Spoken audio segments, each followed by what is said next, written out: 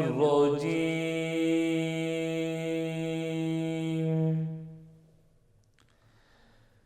بسم الله الرحمن الرحيم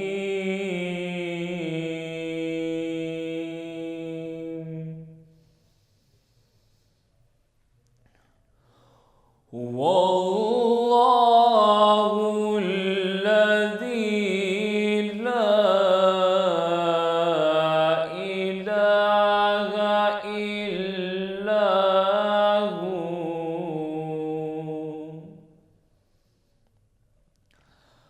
عالم الغيب والشهادة هو الرحمن الرحيم هو الله الذي لا إله إلا هو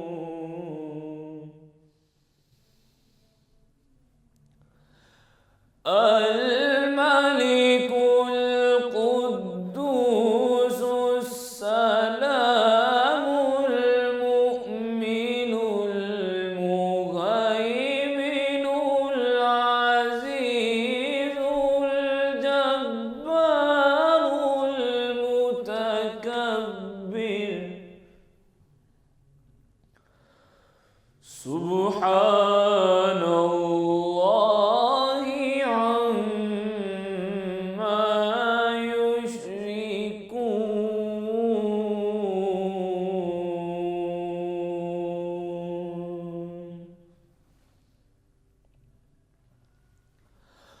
هو الله الخالق البارئ المصور له الأسماء الحسنى يسبح له ما في السماوات والأرض وهو العزيز الحكيم آمنت بالله صدق الله العلي العظيم جزاک اللہ، سبحان اللہ۔ حافظ محمد یاسر نے بہت ہی خوبصورت اور عمدہ انداز میں کلام الہی کی تلاوت مبارکہ فرمائی ہے، اور روح رمضان کی نشریات میں آپ سب لوگوں کو آج پھر سے خوش آمدید کہتے ہیں۔ میں ہوں آپ کی ہوسٹ منیبہ آصف، اور اس امید کے ساتھ کہ آپ لوگ جہاں کہیں بھی ہوں گے خیریت سے ہوں گے، اور آپ کا جو ماہ رمضان کا مہینہ ہے بہت اچھے طریقے سے گزرا ہوگا۔ ہم روزے کا مقصد سمجھنے میں مجھے لگتا ہے کہ ہم غلطی کر بیٹھتے ہیں۔ کئی سالوں تک ماہ رمضان کے سارے روزے رکھتے ہیں، مگر اس کا اصل مطلب اور مقصد نہیں ہم سمجھ پاتے ہیں۔ روزہ رکھنے کا مطلب محض بھوک اور پیاس برداشت کرنا تو نہیں ہے، نہ ہی اس کا مطلب ہے کہ خوراک بچاؤ مہم چلائیں آپ لوگ۔ رمضان میں تو سحری اور افطاری کے وقت خرچہ بھی زیادہ ہوتا ہے، اور ہم عموماً خوراک بھی زیادہ استعمال کرتے ہیں، اور ویسے بھی ارشاد باری تعالیٰ ہے کہ روزے سے مومن کا رزق کم نہیں ہوتا بلکہ بڑھ جاتا ہے۔ تو روزے کا اصل مقصد کیا ہو سکتا ہے؟ اس کا مقصد ہے کہ ہم اللہ کا حکم بجا لانا سیکھیں، ایسے اعمال کثرت سے کریں جو ہمیں اللہ کے قریب کرتے ہوں، وہ کام کریں جن سے ہمارا رب ہم سے راضی ہو، اور ان تمام کاموں کو چھوڑ دیں جن سے وہ ناراض ہو سکتا ہو۔ یعنی کہ روزے کا مقصد یہی ہے کہ ہم تقویٰ اور پاکیزگی اختیار کر کے اللہ کے قریب ہو جائیں۔ دیکھا جائے تو روزے کی حالت میں ہمیں برداشت اور صبر سکھاتا ہے کہ سب کچھ ہونے کے باوجود بھی ہم کسی چیز کو ہاتھ تک نہیں لگا سکتے۔ برداشت اور صبر بہت بڑی انسانی طاقت سمجھی جاتی ہے، اور جن کا سبق ہمیں ماہ رمضان سے حاصل کرنا چاہیے تاکہ ہم سارا سال اللہ کے برگزیدہ بندے بن کر رہیں۔ جھوٹ، برے اعمال, سوچوں کی آوارگی سے اپنی حفاظت کریں اور رزق حلال کمائیں. روزہ دراصل ایک کیفیت کا نام ہے, یہ ایک ایسا جذبہ ہے, ایک ایسا خاص درجے کے ایمان کا نام ہے. اس حالت میں ہمیں اللہ کی محبت کے سوا کوئی اور چیز نہیں سوچنی چاہیے, بلکہ میں تو کہوں گی کہ ہماری نیت ثواب اور نیکی کے مطلب سے ہی پرے ہونی چاہیے. بلا شبہ ماہ رمضان کی برکت سے ایک نیکی کا ثواب جو ہے وہ 70 گنا زیادہ ملتا ہے, مگر ہمیں ثواب کے لیے کاوشیں نہیں کرنی چاہیے, بلکہ ہمارا ایک ہی مقصد ہونا چاہیے کہ ہم اللہ کی محبت, اس کی قربت کا اعلیٰ درجہ حاصل کر سکے اس ماہ رمضان میں. نیکی کا 70 گنا ثواب تو اللہ نے دینا ہی دینا ہے, تو ہمیں اس کی فکر کیوں ہو؟ ہمیں اس چیز کی فکر ہو کہ ہم نے اللہ پاک کو راضی کرنا ہے, اس کی قربت حاصل کرنی ہے, ایک اعلیٰ درجہ حاصل کرنا ہے اس کی نگاہ میں, تو اس کے لیے ہمیں زیادہ سے زیادہ جد و جہد کرنی چاہیے. تو جناب یہ تو آغاز تھا کہ ہم نے کس طرح اپنے رمضان کا آغاز کرنا ہے, بلکہ آغاز ہو چکا ہے, اپنے دن کا آغاز کرنا ہے. ابھی اپنے روح رمضان کی نشریات کو آگے بڑھاتے ہیں, اور رمضان مبارک میں صحت سب کے لیے بہترین ہونی چاہیے, اور اسی لیے ہم روزانہ کی بنیاد پر آپ کی صحت کے لیے کچھ انفارمیشن سے بھرا یہ سیگمنٹ ضرور لے کر آئیں گے. اور آج ہم بات کریں گے معدے کے مسائل کے حوالے سے. بہت سے لوگ ایسے ہوتے ہیں جو کچھ بھی کھائیں ہضم کر لیتے ہیں, مگر کچھ لوگ ایسے بھی ہوتے ہیں جن کا معدہ زیادہ تر اپسیٹ رہتا ہے, اور ان کے لیے سب کچھ کھانا مناسب نہیں ہوتا ہے. زیادہ تر بڑی عمر کے افراد اور بچوں میں یہ مسائل آتے ہیں, اور جو سحری میں گوشت کھاتے ہیں, مرغن غذائیں کھاتے ہیں, وہ تو ہضم ہی نہیں کر پاتے ہیں نا, پھر سارا دن ان کا روزے کے ساتھ ساتھ مسائل کا شکار بھی رہتا ہے.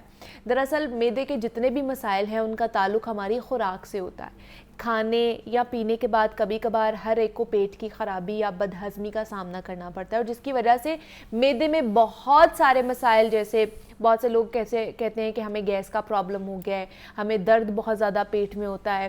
تو ماہرین کا یہ کہنا ہے کہ ہمیں کوئی مسئلہ ہو نہ ہو, ہمیں ہمیشہ کھانے کی اچھی عادات اپنانی چاہیے, عام روٹین میں بھی. یہ صرف میں رمضان کی بات نہیں کر رہی ہوں, رمضان میں تو ہمیں کرنا ہی کرنا چاہیے, ہم ویسے بھی ہمیں اچھی ڈائٹ لینی چاہیے. تو آج ہم اسی پر بات کریں گے کہ جب بھی رمضان آتا ہے تو معدے کے مسائل کیوں بڑھنا شروع ہو جاتے ہیں, ہاضمہ خراب ہونا شروع ہو جاتا ہے, بہت سے لوگ جو ہے معدے کے السر کا شکار ہو جاتے ہیں, اس کی کیا وجہ ہے, اور کس طرح معدے کے جو پرابلمز ہیں ان کو بہتر کیا جا سکتا ہے ان رمضان. تو اس پر بات کرنے کے لیے ہمارے ساتھ پروفیشنل ہی موجود ہیں, ڈاکٹر اکرام الحق ہیں ان اسٹوڈیوز میں, جو کہ گیسٹرو انٹرالوجسٹ ہیں. ڈاکٹر صاحب آپ کو خوش آمدید کہتی ہوں روح رمضان کی نشریات میں. کیسے ہیں آپ؟ Thank you so much, thank you for. Ramzan کیسا چل رہا ہے آپ کا؟ الحمدللہ بہت اچھا چل رہا ہے. ڈاکٹر صاحب جس طرح میں نے بات کی ہے کہ رمضان روزہ رکھنے کی بڑی فضیلت ہے, بہت کہہ لیں کہ اچھے طریقے سے آپ اپنی روٹین کو مینج کر سکتے ہیں, بہتر کر سکتے ہیں, لیکن جس طرح ہم افطاری میں کھانے پینے کی چیزوں کے اوپر ٹوٹتے ہیں, میں تو کہوں گی ٹوٹتے ہیں, اس کی وجہ سے ہمارے لیے اذیت بھی بن جاتا ہے, نہ چاہتے ہوئے بھی ہم یہ چیزیں کر رہے ہوتے ہیں, جس کی وجہ سے معدے کے مسائل بڑھتے ہی جا رہے ہیں. تو کس طرح کی پرہیز کرنی چاہیے خاص طور پر ان لوگوں کو جن کے معدے کے مسائل ہیں؟ بالکل آپ نے بڑا بجائے ارشاد فرمایا کہ ویسے تو ہمارے لیے روحانیت اور اس میں جتنی اللہ تعالیٰ نے برکتیں رکھی ہیں وہ تو میرے خیال میں ہم شمار بھی نہیں کر سکتے.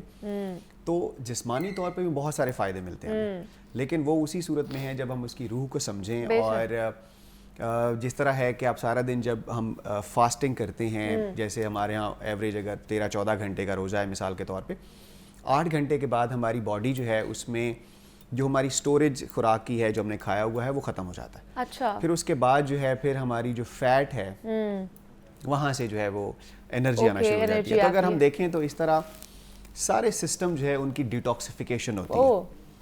اب ہوتا کیا ہے, ہمارے ہاں لوگ سحری میں اتنا وہ تہ در تہ لگا کے وہ کوشش کرتے ہیں کہ جیسے وہ کسی نے بڑی آج ایک میں دیکھ رہا تھا ایگزامپل دی تھی, جیسے وہ کہ جی راکٹ ہے کہ ایک فیول کا ٹینک ہوگا پھر دوسرا ہوگا تیسرا. انہوں نے کہا ہم انسان ہیں, راکٹ نہیں ہے. تو اگر آپ ماڈریٹ اماؤنٹ میں لیں چیزوں کو, سحری میں بھی اور افطاری میں بھی, تو ہی آپ اس کے فائدے جو ہیں وہ جسمانی فائدے لے سکتے ہیں. وہ لے سکتے ہیں. ٹھیک تو ہے. جو ہمارے ہاں ایک غلط ٹریڈیشن ہے کہ جی سموسے بھی بنیں گے اور پکوڑے بھی بنیں گے اور یہ ساری چیزیں, تو وہ اگر آپ اس سے بچیں گے نہیں تو پھر آپ اس کے فائدے جو ہے وہ نہیں لے سکیں گے. وہی تو میں کہہ رہی تھی کہ اعتدال میں رہ کر ہمیں ہر چیز کا استعمال کرنا چاہیے نا. ہمارا دین اسلام بھی ہمیں اعتدال کے حوالے سے تعلیمات دیتا ہے, اور پھر بھی ہم لوگ اس کے اوپر جو عمل درآمد نہیں کرتے ہیں. تو روزہ یا پھر یہ جو فاسٹنگ فاسٹنگ ہم کر رہے ہوتے ہیں یہ کس طرح افیکٹ کرتا ہے ہمارے اوپر پازیٹیولی اس کی کیا کیا امپیکٹ آ سکتا ہے اگر ہم اچھے طریقے سے اس کو کر رہے ہوں تو؟ بالکل، اگر آپ اس کو صحیح طریقے سے کرتے ہیں کہ آپ ماڈریٹ اماؤنٹ میں آپ کھانا لے رہے ہیں سحری میں افطاری میں، کیا سحری میں ایسا کیا لے سکتے ہیں جو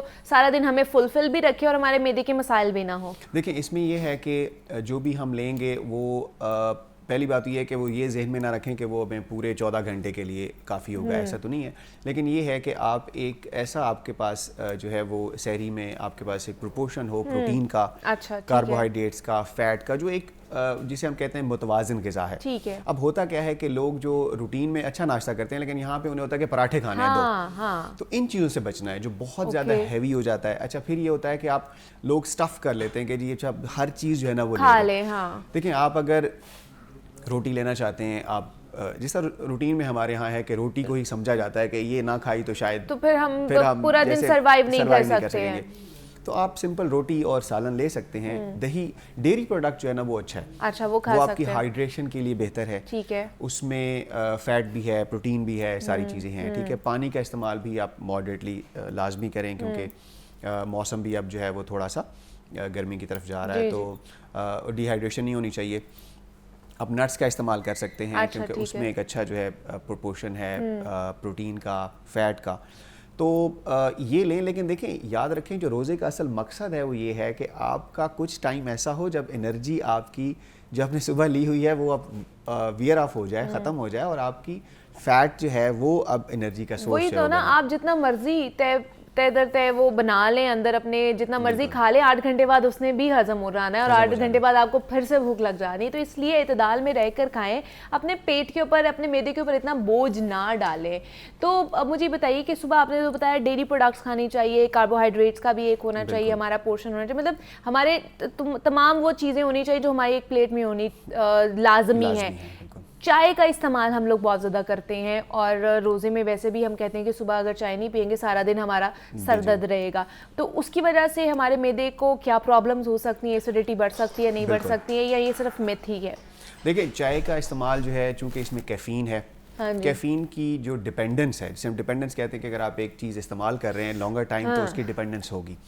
آپ اگر یکدم اس کو کٹ آف کرتے ہیں کہ جی میں نے اب نہیں لینی ہے تو یس پرابلم ہو سکتی ہے، آپ کو ہیڈ ایک ہو سکتی ہے، آپ کو تھکاوٹ بہت ہو سکتی ہے، آپ کے پٹھوں میں درد ہو سکتا ہے۔ سو اگر آپ ماڈریٹ اماؤنٹ میں لائک ہاف کپ اگر آپ لینا چاہتے ہیں تو یس دیٹ از فائن، کیونکہ اگر آپ ریگولرلی لیتے ہیں۔ دوسری بات یہ ہے کہ چائے جو ہے اگر آپ زیادہ اس میں لیتے ہیں تو وہ ہماری جو آئرن ایبزارپشن ہے اس کو روکتی ہے، تو وہ اس کی وجہ سے آپ کو انیمیا ہو سکتا ہے۔ لیکن یہ ہے کہ ماڈریٹ اماؤنٹ میں اگر آپ آلریڈی لے رہے ہیں تو دیٹس فائن، اس میں کوئی ایشو نہیں ہے۔ لیکن سحری میں ویسے میں پوچھ رہی ہوں کہ جن کو معدے کے مسئلے، اسٹمک پرابلم ہوتی ہے، ایسیڈیٹی کا پرابلم ہے، وہ ان کو پینی چاہیے سحری میں کہ نہیں پینی چاہیے؟ دیکھیں تیزابیت کے جو مریض ہیں ان کے تو ہم انہیں کہتے ہیں کہ آپ منع ہے ان کے لیے، کافی اور چائے سے وہ بچیں گے تو تیزابیت ان کی بہتر ہو جائے گی۔ اوکے، تو وہ کوشش کریں کہ آہستہ آہستہ اس کو کٹ ڈاؤن کریں، لیکن وہی بات آ جاتی ہے کہ ایٹ ونس جب چھوڑیں گے تو پھر آپ کو شروع میں ڈیپینڈنس کی وجہ سے پرابلم ہوگی۔ اچھا دوسرا ڈاکٹر صاحب کہتے ہیں نا کہ آپ کو کھانے کے بعد فوراً سے نہیں سونا چاہیے ہے، آپ کے پیٹ کے پرابلمز بڑھ جاتے ہیں، ویسے بھی سنت نہیں ہے، آپ کو تھوڑا ہلکا پھلکا چہل قدمی بھی کرنی چاہیے، لیکن جس طرح دیکھا جائے کہ روزہ بند ہوتا ہے 5 ساڑھے 5 ویسے ہی ہو جاتے ہیں قرآن پاک عبادت کرتے ہوئے، اور اس کے بعد جو 9 to 5 والے خاص طور پر لوگ ہیں جنہوں نے 9 بجے اٹھ کے آفس کے لیے بھاگنا ہے، کیا وہ جو ٹائم ڈیوریشن شہری کے بعد سے 9 بجے تک کا ہے اس میں وہ بیچارے سو سکتے ہیں کہ نہیں سو سکتے ہیں تاکہ ان کا معدے کا مسئلہ بھی نہ ہو؟ بالکل، دیکھیں خاص طور پہ تیزابیت کے مریض کو ہم بتاتے ہیں کہ کیٹیگوریکلی، لیکن وہ کیا کریں پھر کہ آپ نے 3 سے 4 گھنٹے کا گیپ دینا ہے۔ اچھا اس میں یہ ہے کہ آپ یہ کر سکتے ہیں کہ ایک تو یہ ہے کہ اب پرابلم یہ ہو رہی ہوتی ہے کہ پانی بھی اسی تھوڑا سا ہمارے پاس ایک ونڈو پیریڈ ہے جس میں پانی بھی لینا ہے، چائے بھی پینی ہے، لسی بھی لوگوں نے پینی ہے، تو وہ پھر یہ ہے کہ معدہ اس وقت ایسے بالکل ٹائٹ ہو جاتا ہے، اچھا پھول جاتا ہے، اس کی وجہ سے جو معدے کا منہ ہے وہ کھل جاتا ہے۔ اچھا تو روٹین میں بھی اگر آپ دیکھیں تو 3 گھنٹے بعد اگر آپ ودن 3 آور سو رہے ہیں کھانا کھانے کے تو آپ کو تیزابیت بڑھ سکتی ہے۔ بالکل ایسے ہی ہے، ریفلیکسز ہوتے ہیں آپ کو نا۔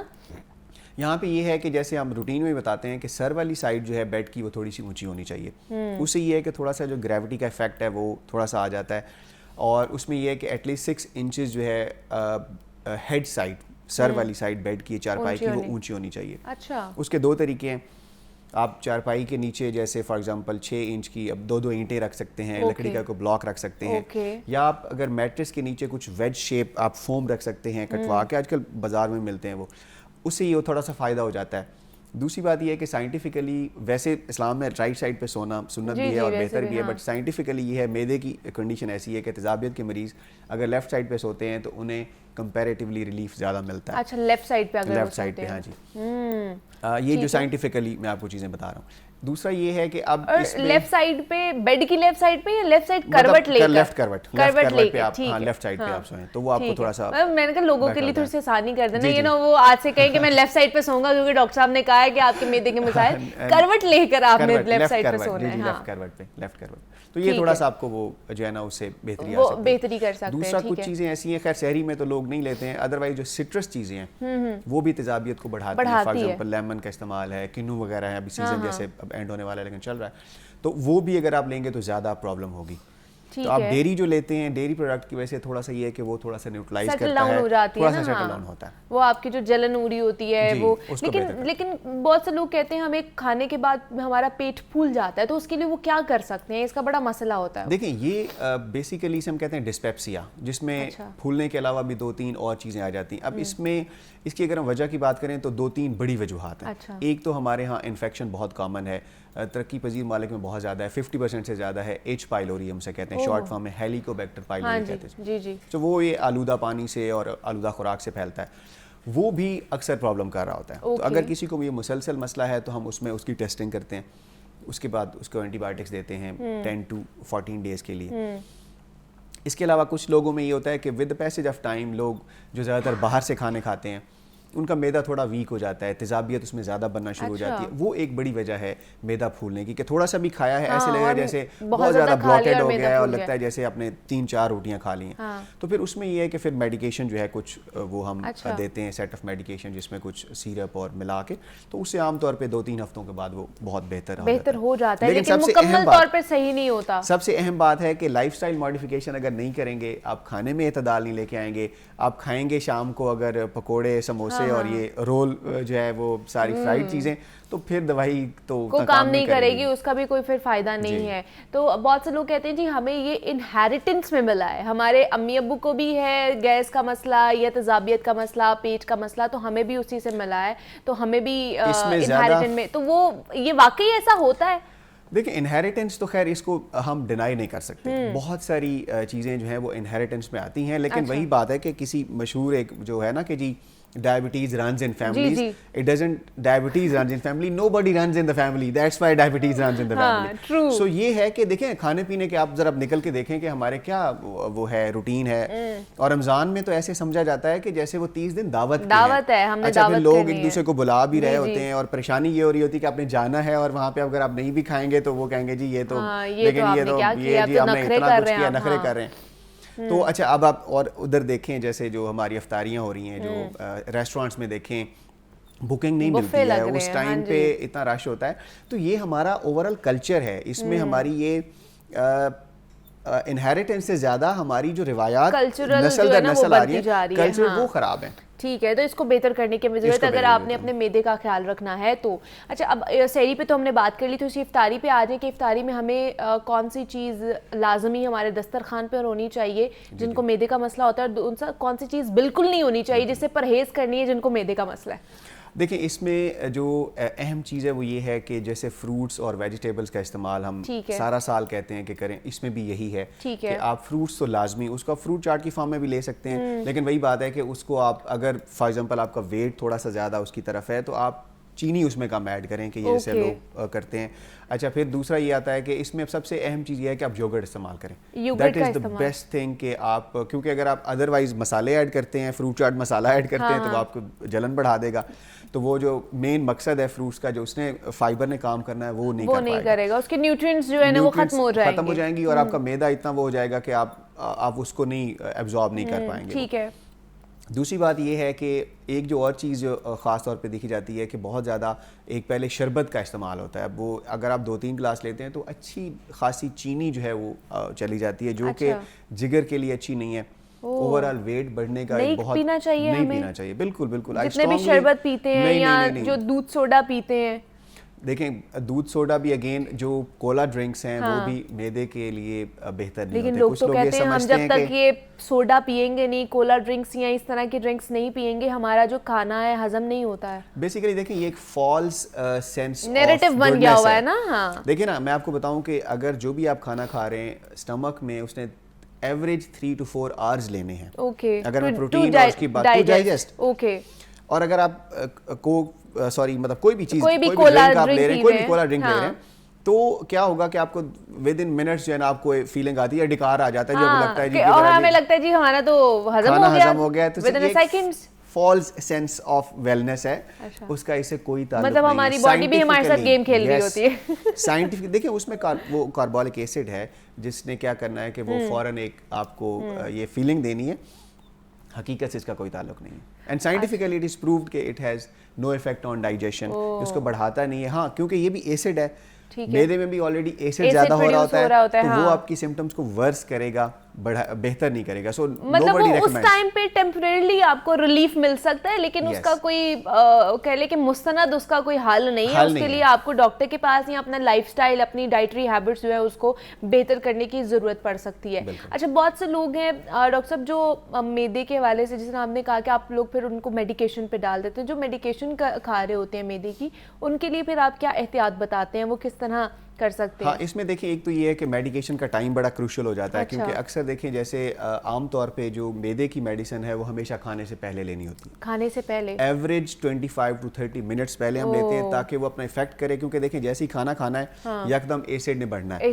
اگر ہم پہلے نہیں لیں گے تو پھر وہ فائدہ ہی نہیں ہوگا اس کا. تو پھر کب کھاتے ہیں؟ تو یہاں پہ یہ تھوڑا سا ہے کہ میں یہ ایڈوائز کرتا ہوں اپنے پیشنٹس کو کہ جب آپ سحری کے لیے تھوڑا سا ٹائم رکھ کے اٹھیں, کہ آپ پہلے 15-20 منٹ آپ جو ہے وہ پہلے میڈیسن جو ہے وہ لے لیں, پھر آپ کھانا کھائیں. افطاری میں بھی اسی طرح کریں کہ آپ نے کھجور کے ساتھ روزہ افطار کرنا ہے, اس کے ساتھ پانی سے تھوڑی سی میڈیسن لے لیں, پھر نماز پڑھیں, گیپ دیں 20-25 منٹ کا, اور پھر اپنی افطاری شروع کریں. سو اس طرح ان کی جو میڈیسن ہے وہ افیکٹو رہے گی. اچھا ٹھیک ہے. اور جو جن کو میدے کا پرابلم ہے وہ تو یہ تلی ہوئی چیزوں سے پرہیز ہی کرے.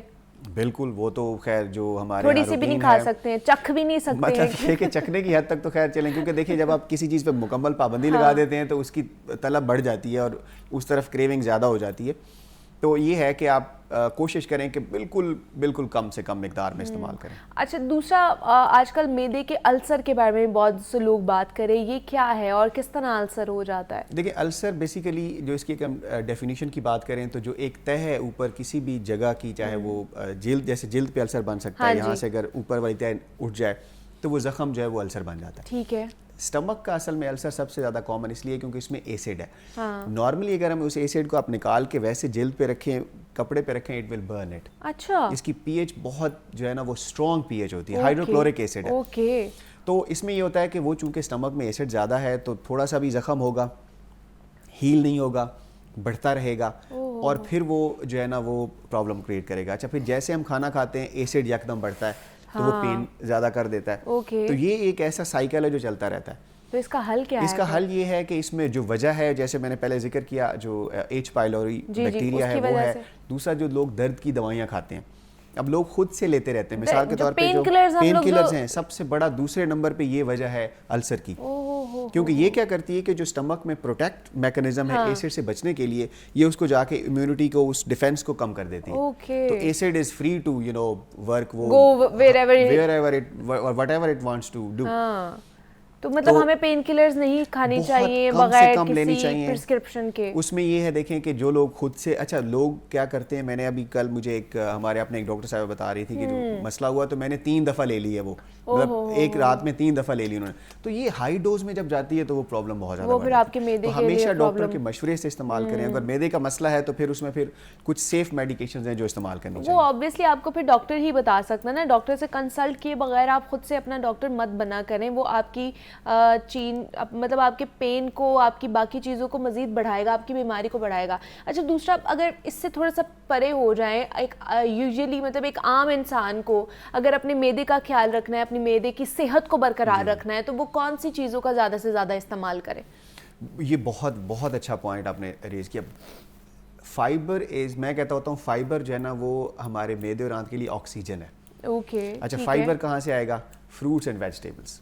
آپ کو جو موسم کا فروٹ پسند ہے وہ کھائیں, ٹھیک ہے. ویجیٹیبلس کا استعمال لازمی کریں. آپ کا مطلب جو سلاد کی فارم میں ہم لیتے ہیں وہ لازمی ہوں.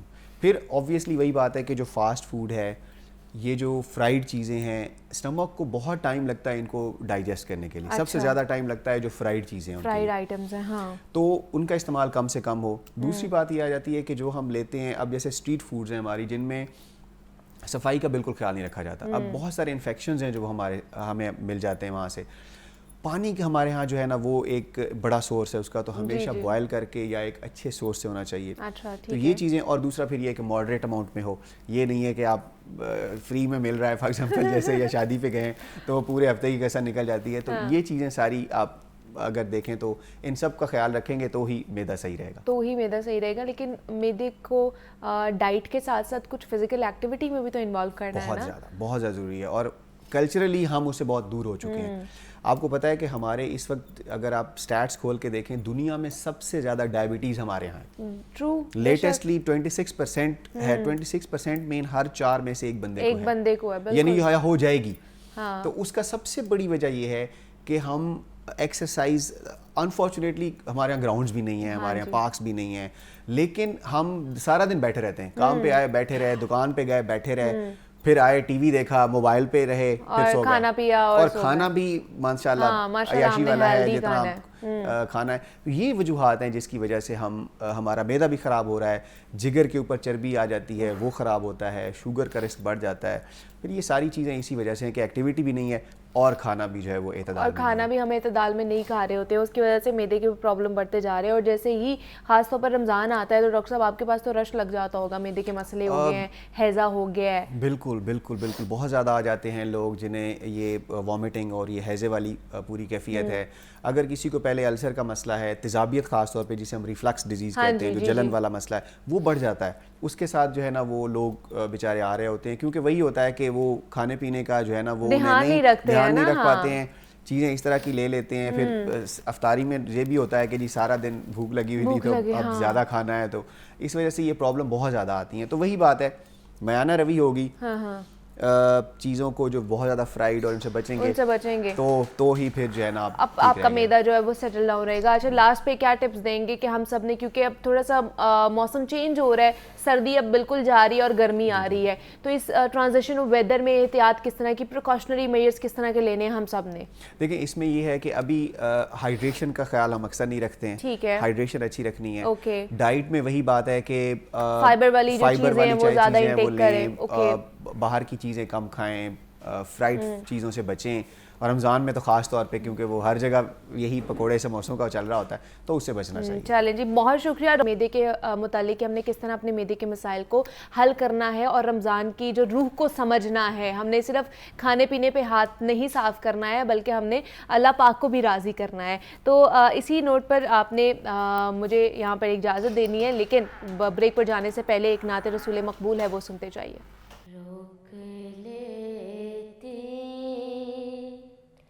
ہے آپ کی نسبت تیر جتنے بھی ہم پہ چلتے ہیں, یہ کرم ہے حضور کا ہم پر, آنے والے عذاب ٹلتے ہیں.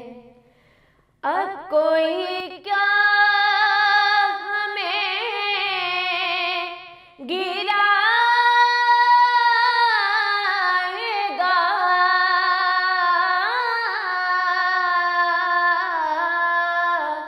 ہے سہارا گلے لگائے گا. ہم نے خود کو گرا لیا ہے وہاں, گرنے والے جہاں سنبھلتے ہیں, روک لیتی وہ سمجھتے ہیں بولیاں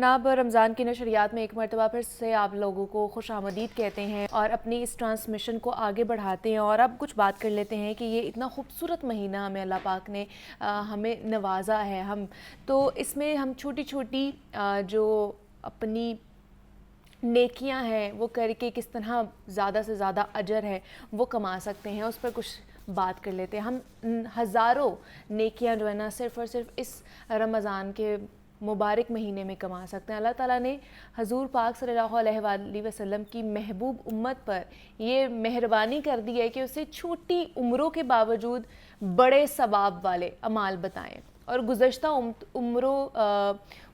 उम्मतों की जो उम्रें थी वो 500 से 600 साल से भी ज़्यादा हुआ करती थी, मगर इस उम्मत की उम्र चूँकि कम है मगर इसे ऐसे बाबरकत कलमात बताए गए हैं जिसका अजर हमसे पहले लंबी उम्रों पाने वाली कौम भी नहीं हासिल कर सकी। और हमारे लिए मेरे ख्याल से ये नेकियां इतनी कीमती हैं कि क़यामत के दिन जब नफ्सा नफ्सी का आलम होगा, जिस दिन के खौफ से बच्चा भी बूढ़ा हो जाएगा, सूरज 2 गज़ ऊपर होगा, ज़मीन खोलती हुई आग की तरह होगी, और जिस दिन माएँ ज़मीन की तपिश से बचने के लिए अपने बच्चों को ही अपने पैरों तले रोन देंगी, उस दिन सारे खूनी रिश्ते एक नेकी देने से इनकार कर देंगे और उस दिन पता चलेगा कि नेकी की क्या कदर व कीमत है। तो लिहाजा आज जो कुछ नेक अमल कर सकते हैं हम सब अपनी ज़िंदगी में ज़रूर करें, और ये ना हो कि हमें कल खून के आंसू रोना पड़े। तफसीर मुज़री में एक रिवायत नकल की गई है कि हज़रत दाऊद अलैहिस्सलाम ने अल्लाह ताला से अर्ज़ किया कि मुझे वो तराजू दिखा दें जिसमें बंदों के अमाल नामे क़यामत के रोज़ तोले जाएंगे। जब उसका एक पलड़ा दिखलाया गया जो इतना वसी था कि मशरिक़ व मग़रिब भी उसमें आ जाए, उसको देखकर हज़रत दाऊद अलैहिस्सलाम बेहोश हो गए। और जब वह वापस होश में आए उन्होंने अर्ज़ किया कि अल्लाह, इतने किस बंदे के अमाल होंगे जिससे ये पलड़ा भरेगा। तो अल्लाह ताला ने इरशाद फरमाया, ए दाऊद, अगर हम बंदे के एक छुवारे से राज़ी हो जाएं तो उस छुवारे से ही इतना सवाब देंगे कि सवाब से ये पलड़ा भर जाएगा कि उसके अनाम और एहसान का कोई अंदाज़ा मुमकिन नहीं है। और कलमा तैयबा की बड़ी फ़जीलत है, हमें बताया भी जाता है और इसे ज़रूर पढ़ना भी चाहिए। और हुज़ूर अक़दस सल्लल्लाहु अलैहि वसल्लम का इरशाद भी है कि एक मरतबा हज़रत मूसा अलैहिस्सलाम ने अल्लाह की पाक बारगाह में अर्ज़ किया कि मुझे कोई विर्द अता फरमा दीजिए जिससे मैं आपको याद किया करूं और आपको पुकारा करूं। और इरशाद खुदावंदी हुआ कि ला इलाहा इल्लल्लाहु कहा करो। उन्होंने अर्ज़ किया कि ए परवरदिगार, ये तो सारी दुनिया ही कहती है। इरशाद हुआ कि ला इलाहा इल्लल्लाह कहा करो। अर्ज़ किया, मेरे रब, मैं तो कोई ऐसी मखसूस चीज़ मांगता हूँ जो मुझी को अता हो। फिर इरशाद हुआ कि अगर सातों आसमान और सातों ज़मीनें एक पलड़े में रख दी जाएं और दूसरी तरफ ला इलाहा इल्लल्लाहु रख दिया जाए तो ला इलाहा इल्लल्लाहु वाला पलड़ा झुक जाएगा। मेरे ख्याल से 25 सेकंड्स में 140 कुरान पाक का सवाब कैसे मिल सकता है, और अगर मिल जाए तो क्या ही बात है। तो इसलिए कहा जाता है कि छोटी छोटी नेकियां करने का यह महीना है, छोटी छोटी नेकियों का सवाब समेटने का महीना है। छोटी छोटी नेकियां कमाने की अगर आप ख्वाहिश रखते हैं तो मैं कहूँगी कि सूरह फातिहा 3 मरतबा पढ़ने से 2 कुरान पाक का आपको सवाब मिलता है। 1 मिनट में सूरह फातिहा 10 मरतबा पढ़ी जा सकती है, और रमज़ानुल मुबारक में सिर्फ 3 मरतबा सूरह फातिहा पढ़ने से 140 कुरान मजीद पढ़ने का आपको सवाब मिल जाएगा, क्योंकि रमज़ानुल मुबारक में हर नेकी का अजर जो है वो 70 गुना बढ़ा दिया जाता है। अल्लाह पाक ने ये वादा किया है इंसान से। और हर फ़र्ज़ नमाज के बाद अगर आप आयतल कुर्सी पढ़ते हैं तो आपकी जो रूह है वो अल्लाह पाक खुद कब्ज़ करेगा, और फ़र्ज़ नमाज के बाद आयतल कुर्सी पढ़ने वाले की रूह खुद अल्लाह पाक जो है वो कब्ज़ फरमाते हैं, और इस शख्स का जो मकाम है उस शख्स की तरह हो जाएगा जो अंबिया और रसूल के साथ जहाद करते हुए शहीद हो जाएं। और हर फ़र्ज़ नमाज के बाद आयतल कुर्सी पढ़ने वाले को शाकिरीन का दिल, अंबिया का अजर और सिद्दीक़ीन का अमल हासिल होता है। نیز اس پر اللہ تعالیٰ اپنی رحمت کا ہاتھ بھی پھیلا دیتے ہیں. تو یہ کچھ وہ چیزیں تھیں جن کے اوپر عمل پیرا ہو کر ہم لوگ اپنی نیکیاں جو ہے وہ مزید سمیٹ سکتے ہیں اس پاک مہینے میں, برکتوں اور رحمتوں والے مہینے میں جس کا آغاز ہو چکا ہے, اور اس میں ہم چھوٹی چھوٹی نیکیاں کر کے اپنے جو اعمال نامے ہیں ان میں زیادہ سے زیادہ ثواب اکٹھا کر سکتے ہیں. 70 گنا ثواب بڑھ جاتا ہے اگر آپ ایک چھوٹی سی نیکی کرتے ہیں. بالفرض کہ اگر آپ کسی کو اگر پانی کا گلاس, یوزلی ہمیں بتایا جاتا ہے کہ آپ کسی کو پانی پلاتے ہیں تو آپ کو 10 نیکیاں دی جاتی ہیں, اور اگر رمضان میں ہی آپ کی یہ پریکٹس ہو, آپ کسی کو پانی پلا رہے ہیں, تو یہ سوچیں کہ آپ کو اس کی کتنی, اگر 70 گنا اگر آپ اس کا ثواب جو ہے بڑھ جاتا ہے تو اس کی کتنی نیکیاں آپ کو ملیں گی, اس کا ثواب کتنا ملے گا. اگر آپ کسی بھوکے کو کھانا کھلا رہے ہیں, اگر آپ کسی کی افطاری کرا رہے ہیں, یہ پورے مہینے میں کسی کو کھانا کھلا رہے ہیں, تو اس کا ثواب آپ کو کتنا ملے گا. اور جب آپ قیامت والے دن آپ کا جو اعمال نامہ آپ کو ملے گا, آپ کے ہاتھ میں تھمایا جائے گا, تو اس میں آپ کی کتنی نیکیاں لکھی جائیں گی. تو اس لیے یہ مہینہ ہمیں صبر و تحمل کا بھی سکھاتا ہے کہ ہم نے اپنی زندگیوں میں اپنی شخصیت میں, اپنی ذات میں کس طرح صبر کرنا ہے. اللہ پاک کی خوشنودی کے لیے ہم نے کون کون سے اعمال کرنے ہیں. ہمیں تقویٰ, خاص طور پر تقویٰ کے حوالے سے ہمیں بتاتا ہے کہ ہم نے اپنے تقویٰ کو کس طرح مضبوط کرنا ہے, ہم نے پرہیزگاری کے ساتھ کس طرح اپنی زندگی میں آگے بڑھنا ہے. تو میں نے سوچا کہ کیوں نہ ہم لوگ ایک چھوٹی سی اس چیز کو بھی انکلوڈ کریں اپنے اس پروگرام میں, اپنے اس رمضان کی نشریات میں, کہ میں بھی اس سے استفادہ حاصل کر سکوں اور جو میرے دیکھنے والے ہیں وہ بھی اس سے استفادہ حاصل ضرور کر سکیں. اسی نوٹ پر آپ نے مجھے یہاں پر ایک اجازت دینی ہے, لیکن بریک پر جانے سے پہلے ایک نعت رسول مقبول ہے, وہ سنتے جائیے. میری الفت مدینے سے یوں ہی نہیں, میری الفت مدینے سے یوں ہی نہیں, میرے آقا کا روضہ مدینے میں ہے, میرے آقا کا روضہ مدینے میں ہے. یا رسول اللہ یا حبیب اللہ, یا رسول اللہ یا حبیب اللہ. عرش اعظم سے جس کی بڑی شان ہے,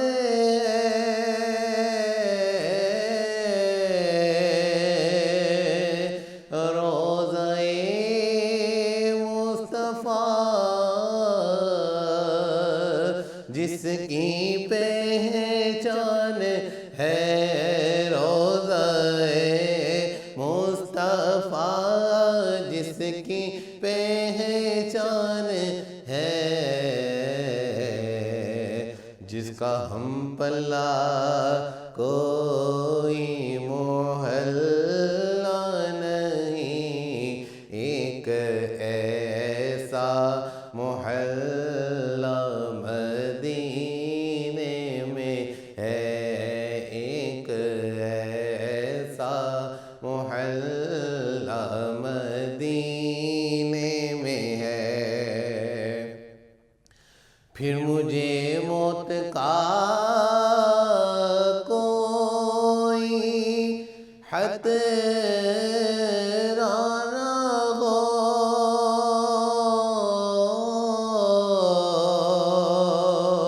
موت کیا زندگی کی بھی پرواہ نہ ہو, موت کیا زندگی کی بھی پرواہ نہ ہو, موت کیا زندگی کی بھی پرواہ نہ ہو. کاش سرکار ایک بار ہم سے کہیں، کاش سرکار ایک بار مجھ سے کہیں، اب تیرا مرنا جینا مدینے میں ہے، اب تیرا مرنا جینا مدینے میں ہے، یا رسول اللہ یا حبیب اللہ، یا رسول اللہ یا حبیب اللہ، اور سرور دو جہاں سے دعا ہے میری، ہاں بطر چشمے تر التجا ہے میری، ہاں بطر چشمے تر التجا ہے میری، ان کی فہرست میں میرا بھی نام ہو، ان کی فہرست میں میرا بھی نام ہو، جن کا روزانہ جانا مدینے میں ہے، جن کا آنا جانا مدینے میں ہے، یا رسول اللہ یا حبیب اللہ، یا رسول اللہ یا حبیب اللہ، اور جب نظر سوئے طیبہ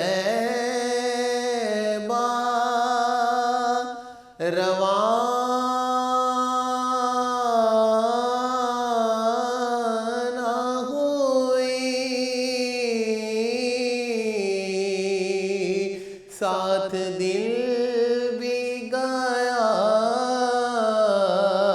ساتھ جان بھی گئی، ساتھ دل بھی گیا، ساتھ جان بھی گئی، میں منیر اب رہوں گا یہاں کس لیے، میں منیر اب رہوں گا یہاں کس لیے، میرا سارا احساس مدینے میں ہے، میرا سارا احساس مدینے میں ہے، یا رسول اللہ یا حبیب اللہ، یا رسول اللہ یا حبیب اللہ، میری الفت مدینے سے یوں ہی نہیں، میری الفت مدینے سے یوں ہی نہیں، میرے آقا کا روضہ مدینے میں ہے۔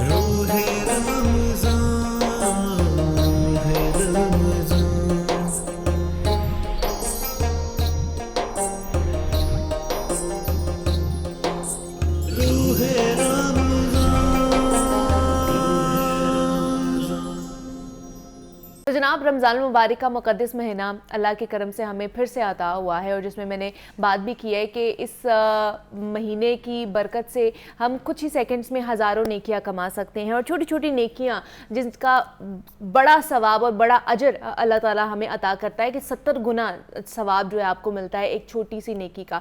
تو ہم اسی پر بات کریں گے. جس طرح کل بھی ہم نے بات کی تھی کہ ہماری امت کو حضور پاک صلی اللہ علیہ وآلہ وسلم کی وجہ سے 4 آسانیاں عطا فرمائی گئی ہیں. وہ کیا 4 آسانیاں ہیں جو ہمیں مہلت دی گئی ہے خاص طور پر رمضان مبارک میں، اور اس کے ساتھ ساتھ سحری کے بارے میں بات کریں گے کہ سحری کی روایت آخرکار شروع کہاں سے ہوئی تھی. تو اس پر بات کرنے کے لیے ڈاکٹر پیر طارق شریف زادہ صاحب ہمارے ساتھ ان اسٹوڈیوز میں موجود ہیں. معروف سیریس اسکالر ہے. ڈاکٹر صاحب آپ کو ویلکم کہتی ہوں جاگو لاہور کی اس نشریات میں رمضان کی. کیسے ہیں آپ؟ الحمدللہ، اللہ کا بڑا رمضان کیسا گزرا آپ کا؟ مالک کا بڑا ہی کرم، بس حضور کے ذکر کے ساتھ ہر لمحہ جو گزرے وہی غنیمت ہے. بے شک بے شک. تو پیر صاحب جس طرح ہم نے کل بات کی کہ 4 آسانیاں ہمیں حضور پاک صلی اللہ علیہ وسلم کی وجہ سے ہماری امت کو، حضور پاک صلی اللہ علیہ وسلم کی امت کو جو 4 آسانیوں سے نوازا گیا ہے، کیا کیا آتا ہے اس میں؟ اور دوسرا کہ سحری کی روایت کہاں سے شروع ہوئی تھی؟ بسم رب محمد کریم علیہ الصلوۃ والتسلیم. سب سے پہلے تو یادآوری کا شکریہ، اور اللہ کی توفیق اور احسان سے آج ایک مرتبہ پھر ہم رمضان اور اس کی برکات کی نسبت اور تعلق سے گفتگو کے لیے یہاں پر موجود ہیں. اللہ تعالیٰ آپ کی اور آپ کے چینل کی توفیقات میں ہر برکتیں عطا فرمائے. جیسے کہ کل ہم نے بیان کیا تھا کہ روزے کی جو فرضیت ہے، قرآن حکیم ہمیں خود بتاتا ہے کہ رسالت مآب صلی اللہ علیہ وسلم سے پہلے کی جتنی اقوام ہیں ان کے اندر بھی روزہ جو ہے وہ پایا جاتا تھا، اور اس کی فرضیت موجود تھی اللہ کی طرف سے. اور کل ہم نے یہ بھی بتایا تھا کہ لگ بھگ کوئی انسانی تاریخ کا مضبوط حوالہ ہمیں نہیں ملتا، کوئی زمانہ ایسا نہیں ملتا جس میں کسی نہ کسی شکل میں روزے کی کوئی نہ کوئی حالت جو ہے وہ موجود نہ ہو.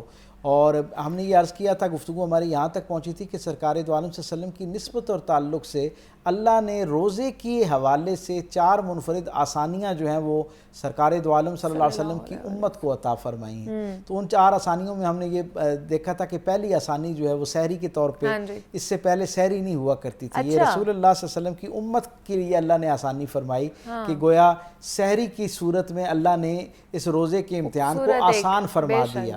اور ایک خوبصورت روایت گویا امت کے اندر جو ہے وہ حضور کے زمانے سے آج تک جو ہے وہ قائم ہے، اور اس کا اپنا ایک اہتمام کیا جاتا ہے، اور سحری کی اپنی برکات ہے. اچھا، پہلے یہ ہوتا تھا کہ آپ سو گئے تو اس کے بعد آپ کا روزہ پہلے یہ ہوا کرتا تھا، جیسے کل ہم نے بتایا تھا کہ روزہ کھولنے کے بعد غروب آفتاب پہ روزہ کھلتا تھا، اور اس کے بعد جو آدمی جس وقت سو جاتا تھا اس کا دوسرا روزہ شروع ہو جاتا تھا. تو گویا یہ لگ بھگ 24 گھنٹے کا روزہ بن جاتا جو بڑا مشقت پر مبنی ہوتا تھا. اور سحری کا آغاز جو ہے وہ بھی کم و بیش اسی انداز میں، جیسے کل ہم نے بتایا تھا کہ 4 جو آسانیاں ان میں ایک تو یہ ہے کہ جو آپ کی جو ازدواجی رشتہ ہے اس کی آپ کو آسانی میسر تھی، اس سے پہلے کی امتوں کو یہ آسانی میسر نہیں تھی. پھر مسافر کے لیے اور مریض کے لیے جو آسانیاں یہ بھی صرف سرکار دو عالم صلی اللہ علیہ وسلم کی برکت سے ہی اللہ نے اس امت کو عطا کی ہیں. اس سے پہلے جو مریض حتیٰ کہ مرض الموت میں بھی کوئی شخص مبتلا ہوتا تو اس پہ روزہ اسی طرح فرض ہوتا، اور اس پہ اس کو جواب دہی کا احساس اس پہ قائم رہتا.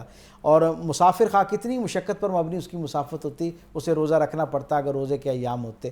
سرکار دو عالم صلی اللہ علیہ وسلم کی برکت سے اللہ تعالیٰ نے یہ 4 آسانیاں عطا فرمائیں. اور سحری جو ہے اس کا آغاز بھی بڑا کمال کا ہے. کتبہ سیرت اور تفاسیر سے ہم تک یہ بات پہنچتی ہے کہ رسول رحمت صلی اللہ علیہ وسلم کے ایک صحابی تھے، اور ان کا معمول یہ تھا کہ وہ جو کھجوروں کا باغ تھا اس کے اندر مزدوری کرتے تھے. بڑا مشقت پر مبنی، سارا دن روزہ رکھ کے مشقت کرنا. بڑی مشقت کرنے کے بعد چند کھجوریں وہ لے کر گھر پہنچے. مشقت کر کے گھر پہنچے تو انہوں نے اپنی بیگم سے پوچھا کہ کھانے کے لیے کچھ ہے؟ تو انہوں نے کہا کہ نہیں، کھانے کے لیے تو کچھ نہیں ہے. تو انہوں نے کہا کہ میں اڑوس پڑوس سے پتہ کرتی ہوں کہ کوئی کھانے کے لیے کوئی چیز میسر آ جائے. جب وہ ان کی بیگم جو ہیں وہ لینے کے لیے گئیں، صحابیہ جو تھیں وہ چیز اڑوس پڑوس سے پتہ کرنے کے لیے گئیں کہ کچھ کھانے کو ہے یا نہیں. اس دوران وہ جو صحابی تھے انہوں نے پانی کے ایک گھونٹ پیا، اور اس کے ساتھ ہی وہ نکاہت کی وجہ سے، کمزوری کی وجہ سے ان کی آنکھ لگ گئی. جیسی آنکھ کھلی تو انہوں نے اپنی بیگم سے پوچھا کہ کھانے کے لیے کچھ ہے؟ انہوں نے کہا کھانے کو تو کچھ تھوڑا بہت میسر آ گیا ہے، لیکن آپ نے یہ نہیں کرنا، آپ کھا نہیں سکتے کیونکہ آپ سو گئے تو روزہ دوبارہ. سرکار دو عالم کی بارگاہ میں آئے اور آ کے عرض کی، یا رسول اللہ میں جو ہوں میں نے روزہ نکاہت ہو گئی، اور عالم یہ ہوا کہ دوسرے دن ظہر کی نماز میں اور ایک روایت کے مطابق عصر کی نماز میں دوران نماز گر پڑے غشی کی حالت میں. حضور نے جب سلام پھیرا ان کو دیکھا، میرے کریم آقا کی طبیعت پر گراں گزرا. اللہ کی بارگاہ کے اندر حضور نے عرضی پیش کی، اللہ نے آپ کی اس تکلیف کو دیکھتے ہوئے اور آپ کی امت کی اس تکلیف کو دیکھتے ہوئے پوری امت کے لیے آسانی کا پیغام بھیج دیا اور سحری جو ہے اسے ہماری اور آپ کی زندگیوں کا حصہ بنا دیا. مدینے کے گرد و نواح میں کیونکہ موجود ہوا کرتے تھے, یہود موجود تھے, تو ہمیں پتہ ہے کہ یہودی جو تھے وہ نہیں کرتے تھے, ان کے ہاں سحری نہیں ہوتی تھی, تو وہ کہتے تھے مسلمان جو ہے نا ان کے لیے مشکل ہے سحری کے بغیر روزہ رکھنا, تو انہوں نے آسانی پیدا کر لی. تو مسلمان تھوڑے تھوڑے شرمانا شروع ہو گئے, ہچکچاہٹ محسوس کرنے لگے. پھر حضور نے سحری کی فضیلت پر باقاعدہ کلام فرمایا اور کہا کہ یہ اللہ نے اس لیے رکھی ہے تمہاری زندگیوں میں تاکہ تمہارے روزوں کو برکت سے معمور کر سکے. تو اس سے ہمیں اندازہ ہوتا ہے کہ سحری جو ہے اس کا اہتمام حضور نے فرمایا کہا کھجور کا ایک ٹکڑا لے یا ایک اگلے درجے کے اوپر پانی کے ایک گھونٹ لے, لیکن سحری لازمی کرے تاکہ اس کی برکت آپ کو حاصل ہو سکے. سحری کی برکت کے حوالے سے تو آپ نے ہمیں بتایا ہے پیر صاحب کہ کتنی برکت ہے اور ہمیں کرنی بھی چاہیے. تو حضور پاک صلی اللہ علیہ وسلم خود کس طرح سحری کیا کرتے تھے, کس طرح کا اہتمام ہوتا تھا؟ کیونکہ یوزلی ہمارے یہاں پہ ہوتا ہے کہ ہم لاسٹ منٹ تک کھاتے پیتے رہتے ہیں سحری میں, تو کب تک ہمیں کھانا چاہیے, ہمیں کیا روایات ملتی ہیں؟ دیکھیں صبح صادق کا وقت جو ہے جس سے گویا نماز کا وقت شروع ہو جاتا ہے, اس سے پہلے تک سحری کا وقت ہوا ٹھیک ہے. عمومی طور پر ہمارے معاشرے میں ایک غلط فہمی پائی جاتی ہے کہ شاید ابھی اذان ہو رہی ہے تو شاید ابھی ہم کھا سکتے ہیں. بھائی اذان کا وقت ہی انتہائی سحر کے بعد شروع ہوتا ہے, اس سے پہلے اذان ہو ہی نہیں سکتی. گویا اذان کی آواز بلند ہونے کا مطلب ہی یہ ہے کہ انتہائی سحر ہو چکی, اب اس کے اندر کوئی رعایت موجود نہیں ہے. اس لیے اس سے پہلے ہمیں جو ہے نا وہ اپنی سحری کا معاملہ جو ہے مکمل کر لینا چاہیے, کھانا پینا مکمل کر لینا چاہیے. آپ یہ دیکھیں نا کہ ہم زندگی کے ہر معاملے میں احتیاطی وقت رکھتے ہیں. کہیں ہم نے پہنچنا ہوتا ہے تو ہم 5-7 منٹ پہلے پہنچنے کی کوشش کرتے ہیں. کوئی بھی آپ دیکھیں نا اگر آج میری یا آپ کی فلائٹ ہو اور ہم نے جاننا ہو تو کیا ہم رسک لیں گے کہ آخری 1 منٹ پہ جا کے پہنچے؟ یقیناً ہم کوئی 10-15-20 منٹ پہلے کرتے ہیں. تو پوری رات کھانے پینے کے لیے گویا آپ کے پاس ہوتی ہے, افطار سے لے کے انتہائی سحر تک. تو اس پورے ٹائم میں آخری منٹ میں کھانا کیوں کھانا ضروری ہے, اس سے پہلے کیوں نہیں اس کو ختم کیا جا سکتا؟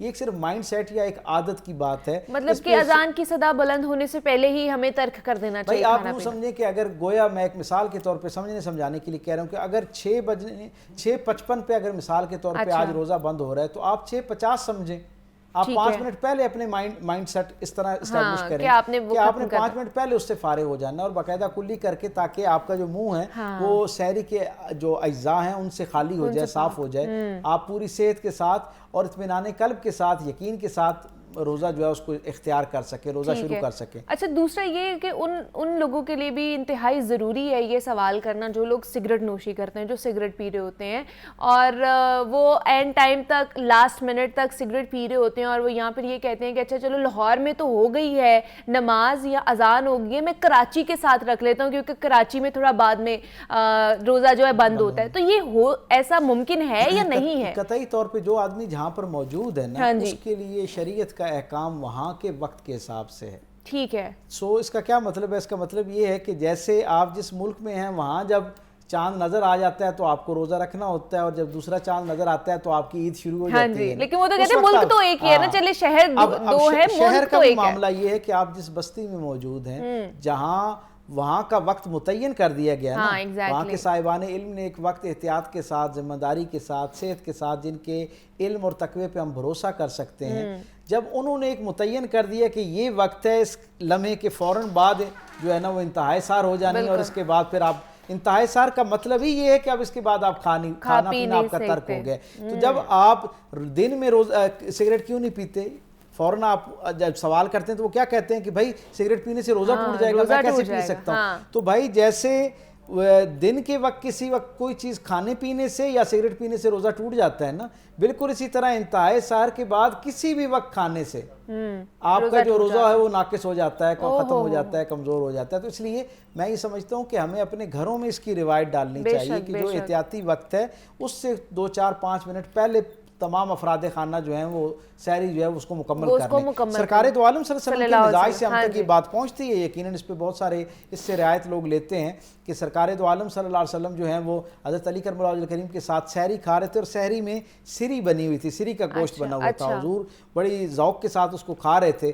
حضرت بلال حبشی آئے اور ان کا یا رسول اللہ اذان کا وقت جو ہے وہ ہو گیا یعنی انتہائی سحر ہو گئی. حضور نے کہا نہیں ابھی نہیں ہوئی. آپ پھر کھانے لگے. تھوڑی دیر کے بعد حضرت بلال حبشی دوبارہ آئے کیونکہ ان کی ذمہ داری تھی تو انہوں نے اذان دینی تھی اور پورے اہل مدینہ کو خبر ہو جاتی کہ گویا انتہائی سحر ہو گئی. تو دوبارہ آئے اور انہوں نے کہا یا رسول اللہ اللہ کی قسم سحری کا وقت ختم ہو گیا. حضور مسکرائے اور حضور نے اپنا نوالا وہیں پہ چھوڑا اور حضور نے مسکراتے ہوئے کہا کہ اے بلال اگر تم اس وقت اللہ کی قسم نہ کھاتے اور مجھے اس پر یعنی یقین نہ دلاتے کہ سحری کا وقت ختم ہو گیا ہے تو جناب علی کرم اللہ وجہ کریم سے بھی یہ منصوبہ آپ یہ فرماتے ہیں کہ حضور مسکرائے اور میں یہ کہتا ہوں میرا وجدان کہتا ہے کہ اگر حضور حضرت بلال نہ کہتے حضور کھاتے رہتے تو جب تک حضور کھاتے رہتے اس وقت تک جو ہے وہ انتہائی سحر نہ ہوتی. لیکن یہ اللہ کے رسول صلی اللہ علیہ وسلم کے ساتھ معمول ہے. حضور نے جہاں باقاعدہ کھانا بھی کھایا ہے سحری کے اندر وہیں پہ آپ نے چند کھجوروں سے اور کئی روایات میں آتا ہے کہ ایک کھجور اور کئی روایات میں آتا ہے کہ آدھی کھجور کے ساتھ اور ایک گھونٹ پانی کے ساتھ بھی سرکار دو عالم صلی اللہ علیہ وسلم نے روزہ جو ہے اس کو اختیار کیا. لیکن جو لوگ پیر صاحب بالکل بغیر سحری کیے روزہ رکھ لیتے ہیں جس کو 8 پیرا روزہ بھی کہا جاتا ہے کہ ہم نے رکھ لیا بس روزہ رکھ لیا اگر سحری نہیں کی اٹھا نہیں گیا وہ رکھ سکتے ہیں اس حوالے سے کیا حکم ملتا ہے؟ ایک بہت سادہ سی بات ہے جو روزہ ہے یہ فرض ہے اور سحری کھانا سنت ہے. سو سحری اگر کوئی شخص کسی وجہ سے نہیں کھا پایا تو اس کا روزہ اگر اس نے نیت کر رکھی تھی پہلے تو اس کا نیت کرنے کا مطلب یہ ہے کہ اس کا روزہ ہو گیا. اگر اس نے روزہ اختیار کر لیا تھا تو بغیر کھائے پیے بھی اس کا روزہ جو ہے وہ شروع ہو جائے گا اور پوری صحت کے ساتھ روزہ ہوگا. ہاں البتہ وہ جو سحری کی برکات سرکار دو عالم صلی اللہ علیہ وسلم نے بتا رکھی ہیں وہ اور وہ جو بالخصوص سحری بطور سنت جو اس کا ثواب آپ کو ملنا ہے.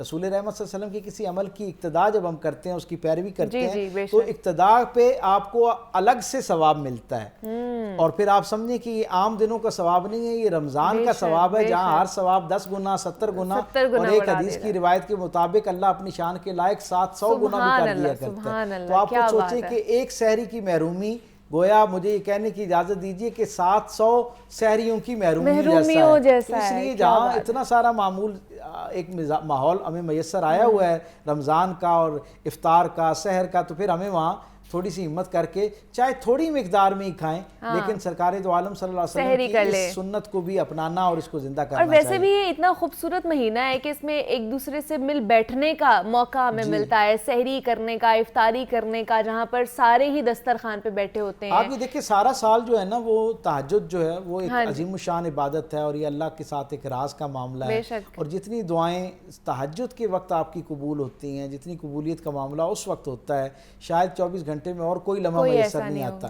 آپ تصور کریں کہ سارا سال پوری کوشش کے باوجود اکثر اوقات تہجد سے بندہ محروم رہ جاتا ہے لیکن رمضان کی دیگر برکات کے ساتھ ایک برکت یہ بھی ہے کہ جب آپ سحر کی نیت سے اٹھتے ہیں تو انتہائی سحر تک تہجد کا وقت بھی موجود ہوتا ہے. تو یہ بھی ایک آسانی ہے کہ آپ جب اٹھتے ساتھ ہی آپ وضو کریں اور سب سے پہلے 2 نفل تہجد کی نیت سے پڑھیں اور پھر اس کے بعد اپنی سحری کریں اور اس دوران جو ہے وہ عبادات میں جو دعائیں شامل ہیں وہ دعائیں بھی کرتے رہیں سرکار دو عالم پر درود بھی پڑھتے رہیں خیر پر مبنی جتنے باقی اعمال ہو سکتے ہیں ان کو بھی اپنی زندگی کا گویا جو ہے نا وہ حصہ بنانا شروع کریں اور آپ یہ اس یقین کے ساتھ بنائیں کہ یہ رمضان المبارک کا مہینہ ہے اس میں نیکیوں کا اجر جو ہے وہ کئی گنا کر دیا جاتا ہے. جہاں نوافل کا اجر 70 گنا کر دیا جاتا ہے وہاں فرائض کا اجر آپ تصور کریں اللہ اپنی شان کے لائق 70 گنا کر دیا کرتا ہے کہاں تک پہنچ جاتا ہے. سو اسے نیکیوں کا ایک موسم بہار سمجھتے ہوئے ایک بہترین اپرچونٹی سمجھتے ہوئے خود احتسابی بھی کرنی ہے اور ہمیں اپنی زندگی میں بھی خیر داخل کرنا ہے اور اپنی عادات اطوار معاملات رویوں کی نسبت سے جو ہے وہ لوگوں کی زندگیوں میں بھی خیر داخل کرنا ہے.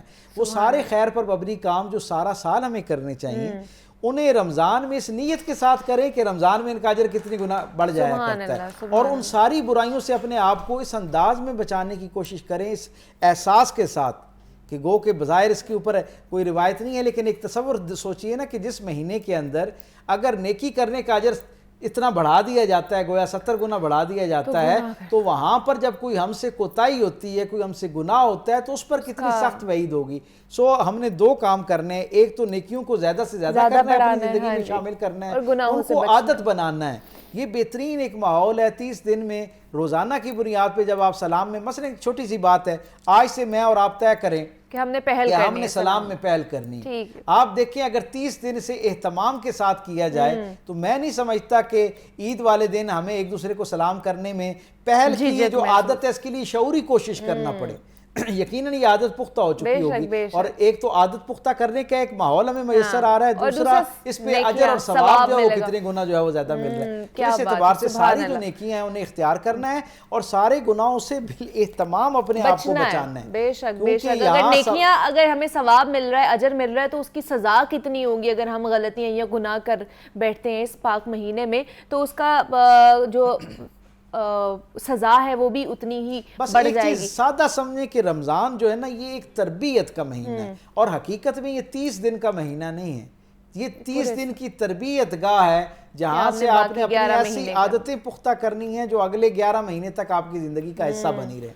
بالکل ایسے ہی ہے. اور یہ مہینہ ہر سال جس کو نصیب ہوتا ہے، بڑے نصیب والے ہیں ہم بھی کہ ہمیں یہ مہینہ نصیب ہوا ہے. اگلے سال پتہ نہیں ہم ہوں گے نہیں ہوں گے، لیکن اس سال اگر ہمیں یہ مہینہ نصیب ہوا ہے تو اس کی برکتیں اور جو اللہ پاک کی رحمتیں اسے سمیٹنے کی کوشش کرنی چاہیے. آپ یہ دیکھیں کہ اس کی برکت کا اندازہ اور اس کو ایک اپرچونٹی کے طور پہ دیکھیں کہ سرکار دو عالم صلی اللہ علیہ وسلم اپنے کاشانہ رحمت سے اپنے گھر سے باہر آتے ہیں جمعے کا دن، اور حضور وہ بڑی معروف حدیث ہم سب نے سن رکھی ہے کہ سرکار دو عالم صلی اللہ علیہ وسلم نے اپنے ممبر کے اوپر ایک پاؤں رکھا اور آمین کہا، پھر دوسرا پاؤں رکھا آمین کہا، اور پھر تیسری مرتبہ آمین کہا. اصحاب نے جمعے کے بعد حضور سے پوچھا یا رسول اللہ اس سے پہلے ہم نے کبھی آپ کو ایسا کرتے ہوئے نہیں دیکھا. تو سید الصادقین راحت العاشقین رحمت للعالمین سرکار دو عالم علیہ تحیت و تسلیم فرماتے ہیں کہ میں نے اس لیے آمین کہا کہ ہر قدم پر جبرائیل میرے پاس آئے اور انہوں نے ایک بات کہی، اللہ کے سامنے ایک عرضی پیش کی اور میں نے اس پہ آمین کہی. پہلی عرضی پیش کی وہ درود و سلام کے حوالے سے کہ جو جس کے سامنے میرا ذکر کیا جائے اور وہ مجھ پہ درود نہ پڑے تو اس کے لیے ہلاکت ہے، تو میں نے اس پہ آمین کہا. پھر کہا کہ جبرائیل نے کہا کہ جس نے والدین میں سے دونوں یا کسی ایک کو پایا ہو اور ان کے بڑھاپے میں، ان کی بزرگی میں ان کی خدمت نہ کر کے اللہ کی جنت نہ پائی ہو، اللہ کی رضا نہ پائی ہو، اس کے لیے ہلاکت ہے، تو میں نے اس پر آمین کہا. اور تیسرا حضور نے کیا فرمایا؟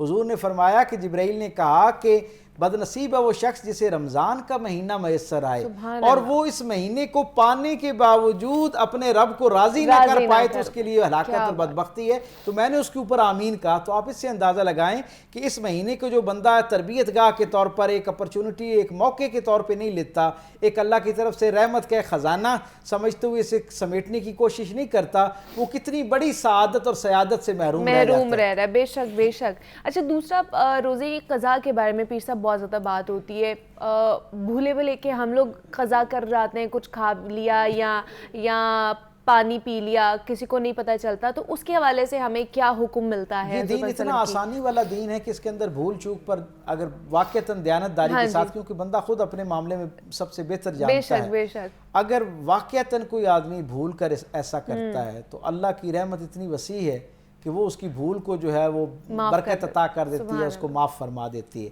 لیکن روزہ ٹوٹنے پر ظاہر ہے اس کی قضا کا نظام، اس کا جسے کہتے ہیں کفارہ گویا دوسرے لفظوں میں، وہ موجود ہے. خود سرکار دو عالم صلی اللہ علیہ وسلم کے زمانے میں ایک صحابی رمضان کے دنوں میں حضور کے پاس آئے اور انہوں نے کہا کہ یا رسول اللہ میں نے اپنی بیوی سے قربت اختیار کر لی، میرا روزہ ٹوٹ گیا، میں روزہ بالارادہ توڑ بیٹھا ہوں، تو مجھے کیا کرنا ہے؟ اللہ کے رسول صلی اللہ علیہ وسلم نے فرمایا، تھوڑی دیر کے لیے خاموش ہوئے اور پھر آپ نے فرمایا کہ 60 روزے رکھنے پڑیں گے.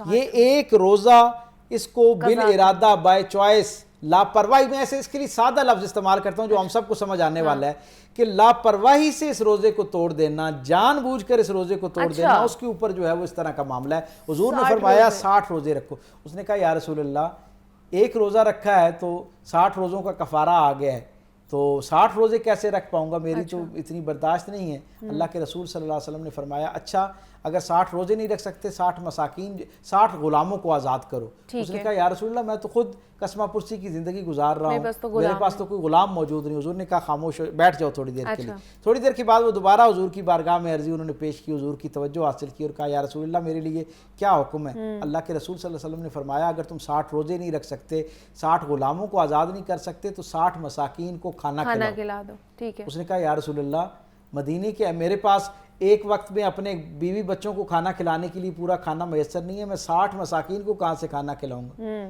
میرے کریم آقا کی رحمت دیکھیں، اس دین کو اللہ کے رسول صلی اللہ علیہ وسلم نے کتنا آسان کر کے ہم تک پہنچایا۔ حضور نے اشارہ فرمایا کہ بیٹھ جاؤ اور اللہ کے طرف سے آنے والی آسانی کا انتظار کرو۔ وہ بیٹھ گئے، حضور باقی گفتگو کرتے رہے۔ تھوڑی دیر کے بعد نا ایک شخص آیا اور اس نے حضور کے سامنے ایک ٹوکرا ہدیہ کیا جس کے اندر بہت ساری کھجوریں تھیں۔ حضور نے صحابی کی طرف نگاہ کی اور انہیں اپنے قریب کیا اور کہا کہ جاؤ یہ کھجوریں لو اور مدینے کے 60 مساکین جو ہیں ان کے اندر اس کو تقسیم کر دو۔ اس صحابی نے وہ کھجوروں کا ٹوکرا اٹھایا۔ حضور اپنی کسی اور بات میں متوجہ ہو گئے۔ تھوڑی دیر کے بعد حضور نے دیکھا نا تو وہ ٹوکرا اٹھا کے وہ صحابی وہیں کھڑے تھے۔ اللہ اکبر! آپ تصور کیجئے نا کہ اصحاب رسول کو کتنا یقین تھا کہ اس بارگاہ جو ہے، یہ بارگاہ نبوی جو ہے، اس سے ہر آن رحمت کا فیصلہ ہم تک پہنچنا ہے، ہر آن ہماری زندگی میں کوئی آسانی جو ہے وہ حضور کے فرمان سے آنی ہے۔ ظاہری طور پر تو وہ ان کی زندگیوں میں آسانی تھی، لیکن حقیقت میں حضور کے عمل سے وہ رہتی دنیا کے سارے مسلمانوں کے لیے آسانی تھی جو حضور نے وہاں پیدا کر دی۔ حضور نے پوچھا کہ بھائی اب تو کیا مسئلہ رہ گیا، 60 مساکین کو کھلانے کی والی آسانی میسر آ گئی، روزے نہیں رکھنے پڑے، 60 غلام نہیں آزاد کرنے پڑے، 60 مساکین میں تقسیم کرنا ہے۔ اب اس کا اسباب بھی پیدا ہو گئے کہ کھجوریں آ گئی ہیں، تو اب جاؤ اور جا کے 60 مساکین کو جا کے یہ تقسیم کر دو۔ انہوں نے کہا یا رسول اللہ، جب آپ نے مجھے حکم فرمایا نا کہ جا کے تقسیم کرو، تو میں نے اہل مدینہ پر نظر دوڑائی، کہا میں مدینے کا رہنے والا ہوں، میں نے پورے مدینے پہ نظر دوڑائی، اللہ کی عزت کی قسم مجھ سے زیادہ مدینے میں کوئی غریب نہیں ہے۔ تو میرے کریم آقا نے جب یہ بات سنی تو حضور کے حضور کا جو چہرہ اقدس ہے نا وہ کھل اٹھا، حضور مسکرانا شروع ہوئے اور حضور کی مسکراہٹ چہرے پہ غالب آ گئی، اور حضور نے کہا کہ یہ کھجوریں اپنے ساتھ اپنے گھر لے جاؤ، اپنے اہل و عیال کو کھلاؤ، یہ تمہاری طرف سے تمہارے اہل و عیال پر تمہارے روزے کے صدقے کے طور پہ اللہ اس کو کفارے کے طور پہ قبول کر لے۔ تو اس طرح اللہ نے کہ رسول نے اس امت کو آسانیاں جو ہیں وہ عطا فرمائی۔ بے شک، اور جس طرح پہلے بھی میں نے یہ بات کی ہے کہ یہ رمضان کا مہینہ ہے اور اس میں چھوٹی چھوٹی نیکیاں کر کے آپ زیادہ سے زیادہ ثواب اور اجر جو ہے وہ کما سکتے ہیں، اللہ پاک کو راضی کر سکتے ہیں۔ تو ایک بھی لمحہ ضائع کیے بغیر اس چیز کو، اس عمل کو دہراتے رہیے اور اپنا جو یہ ثواب کا مہینہ ہے، رمضان کا مہینہ ہے، اس کو اچھے طریقے سے گزاریے۔ ایک صرف فکری کی اجازت مجھے دے دیجیے، میں یہ ضروری سمجھتا ہوں کہ لوگوں کو یہ بتایا جائے کہ حضور نے فرمایا کہ جو سب سے بہترین صدقہ ہے نا وہ اپنے اہل و عیال پر خرچ کرنا ہے۔ اچھا، اس مہینے کے اندر اپنے اہل و عیال پر بھی اس نیت کے ساتھ خرچ کریں کہ یہ اللہ اور اللہ کے رسول کو پسند ہے، اور اس کا 70 گنا اجر اسی طرح ادا کیا اللہ تعالیٰ کی طرف سے، اللہ کی بارگاہ سے اس کا وعدہ ہے عطا کیا جائے گا جس طرح باقی نیکیوں کا۔ بے شک ڈاکٹر پیر طارق شریف زادہ صاحب ہمارے ساتھ موجود تھے۔ پیر صاحب بہت شکریہ آپ کے وقت کا کہ آپ یہاں پر آئے، اور اسی نوٹ پہ آپ نے مجھے اجازت دینی ہے، اپنا بہت سارا خیال رکھنا ہے۔